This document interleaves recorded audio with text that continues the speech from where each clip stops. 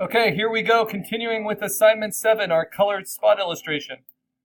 So when I go back to work on it, I had just finished was working on some duotone cut edge color, modifying my flat color with 2 different tones, highlights and shadows.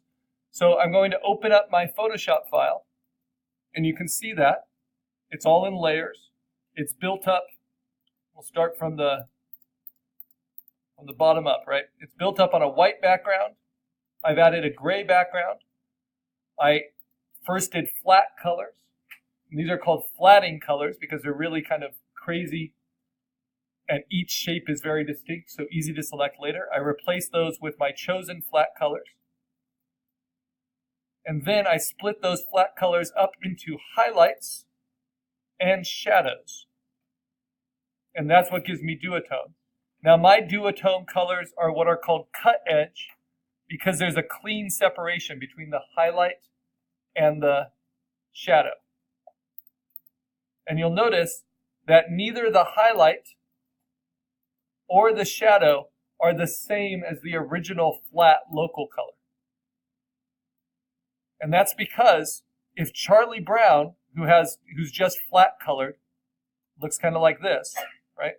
And there's nothing wrong with this. But if Charlie Brown has his yellow shirt, if that yellow shirt is all of a sudden going to have a highlight and a shadow, that yellow is going to be desaturated, less intense in both the highlight and the shadow. Just like when you add white paint to bright yellow, it gets not only brighter, it gets less intense. And when you add black paint to a bright yellow, it not only gets darker, it gets less intense. So duotone is splitting the local color into 2 tones, highlights and shadows. And so you can see that this is less saturated than just my flat color. Okay, then I have my black line layer, which is a clean vector. It's a smart layer just floating on top.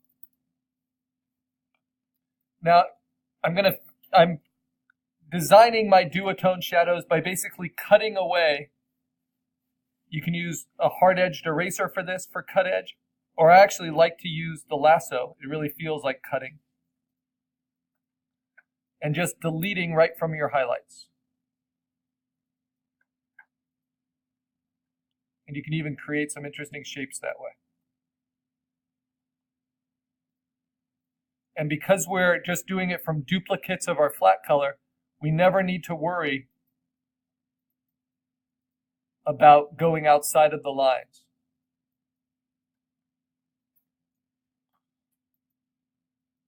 So here, if I want a little bit more of that kind of fur texture, I can cut it out that way. Let's see. I don't want it to be too distracting, so I'm going to kind of hug along the side of some of these marks already.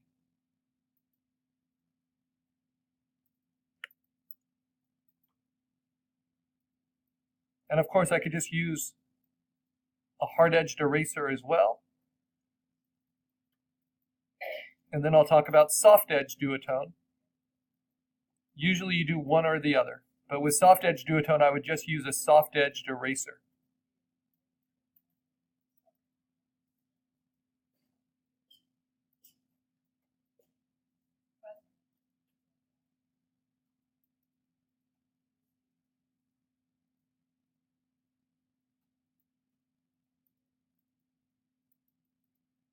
Yeah, if I sniffle, there are a lot of allergies going around, so a lot of allergens in the air, so if I sniffle, I apologize. Okay, so something kind of like that. And what's great is these are all separated on their own layers. It's easy to get back to your flat color if you ever want to. And it's a lot of fun, so you can spend a lot of time kind of fussing with it. And there's a job in flatting, right? If you work for a design studio, you can get a job just flatting, which is kind of grunt work. But then if you move up from there, you can get to where you're being a colorist. And then the colorist gets to have the fun making these kind of decisions. Now, again, this isn't logo design, so it doesn't need to be as clean or as precise. And I actually like to have a little bit of that kind of hand-done, not everything lines up perfectly kind of thing. But you also don't want it looking amateurish.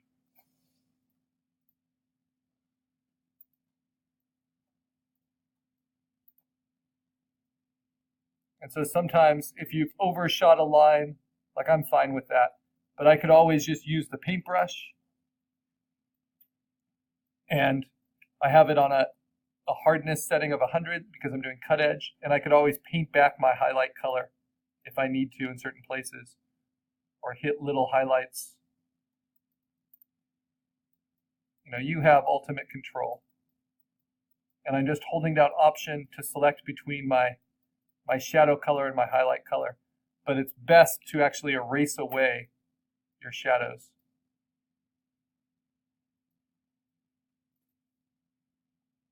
So you keep your highlight layer pure with just highlights. And I'll show you why in a little bit. Yeah, so I think this looks pretty good.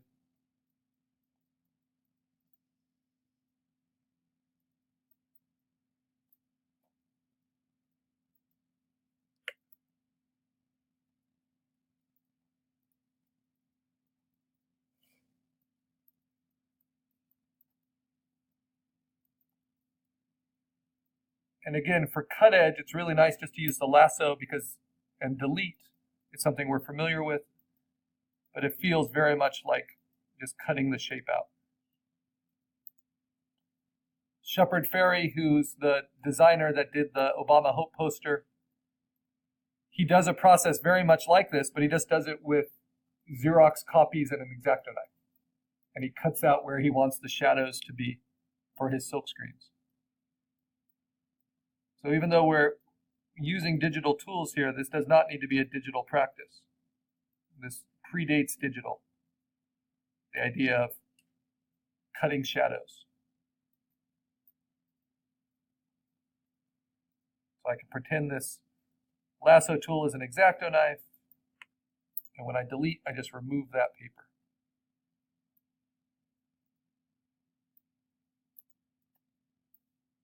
Okay.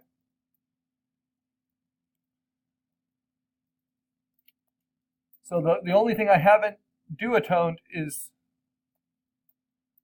this little halo around. And I'm going to do something a little different with that. So let me save it. I've now got my duotones in. Oh, I haven't duotoned the nose yet. So let me really quickly just do a shadow on the nose. It will be subtle. I'll cut in just a little bit down here.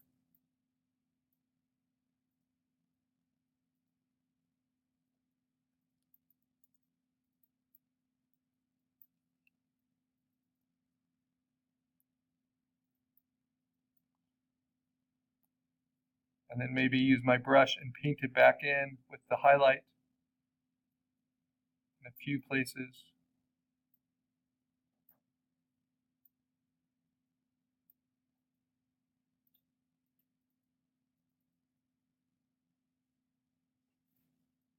Something like that. All right.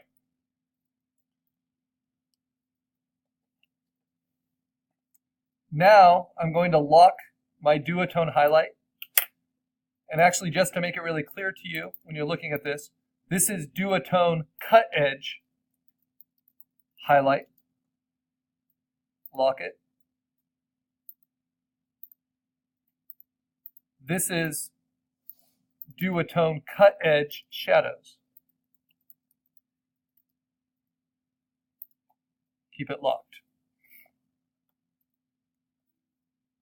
And whenever I want to alter it, I have to unlock that layer, go in, and either paint or erase. So I just notice those highlights are distracting. I need to get rid of those from my highlights layer. That highlight's distracting. This highlight's distracting.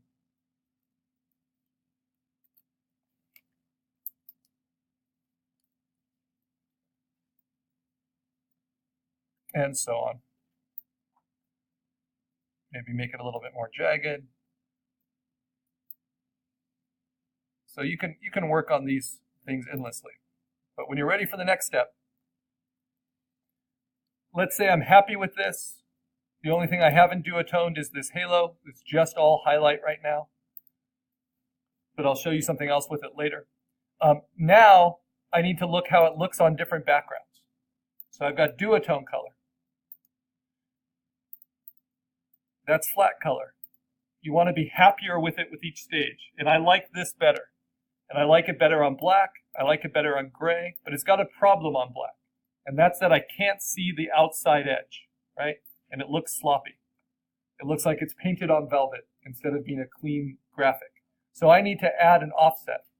So what do? Well, I'm going to unlock my vector black line layer. And the first thing I'm going to do is duplicate it. Right? Then I am going to relabel it my offset layer. So I can play with it. I'm going to go back to my black outline vector and lock it. And then I'm going to rasterize, double click on the image within the layer. Sorry, not double click, right click. Right click on the layer and rasterize it. Then I'm going to use my magic wand and I'm going to have contiguous checked. And I'm going to select outside of the image so I get all that negative space. Right? Now the problem is, I'll turn off all my colors so you can see. So the problem is, there are places in my image that were open, right? Not many, but this was open. So how can I also include that? And the halo, all of that's open. So now I'm going to go to my flat color layer. I don't need to unlock it.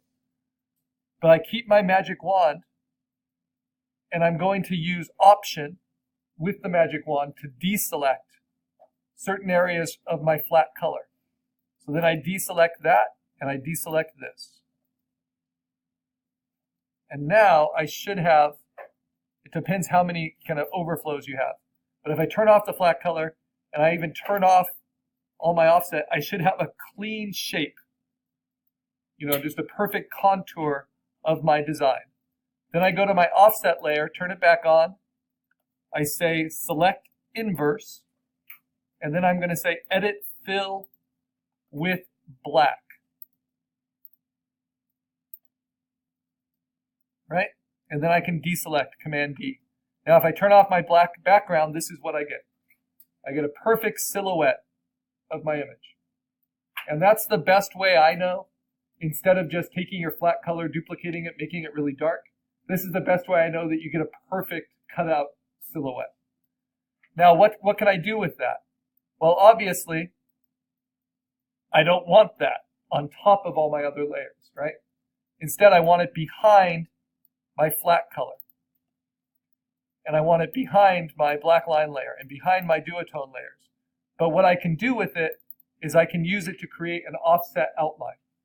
So I double click on it to get layer styles. And the most basic kind of a sticker outline I can do is a stroke. I can make that pure white. I can make it outside, and I can decide how thick I want that stroke to be. Right? And on a black background, you can see how that makes a big difference. So when you're designing offsets, I usually have a black background turned on. And that black kind of stands in for any dark color. Even a dark red, you would want an offset. Because red itself is already about a 50% gray. A dark red is like a 70% gray. And black lines just don't show up very cleanly on 70% gray. Now, you can do the sharp stroke offset. You could also do an outer glow, which is a lot softer, right? And you can decide how big that is and how opaque that is. But I want all of you to have some sort of offset. It makes your spot illustration a lot more versatile. And it doesn't matter if it's printed on white, because your offset's going to be white, right? You could make your offset a color if you like. But if it's an orange offset on an orange background, then it